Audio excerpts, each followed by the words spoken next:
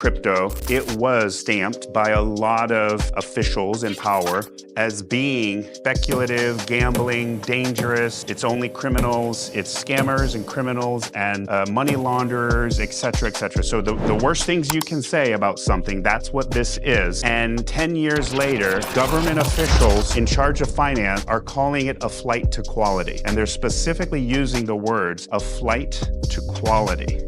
Why? Because the US dollar is subject to inflation. Everyone knows the value of a dollar is continuing downward, and their best goal is to keep it under control. Never gonna stop. And they will keep printing in intervals. And that's part of the challenge. And that was part of the whole idea with Bitcoin is there's no government that can print it, and there's no government that can stop it. And I think that that was the thing that took time for government. It's the whole world. Every country in the world had to get their head around, oh, this is bad because I can't control it. I can't stop it.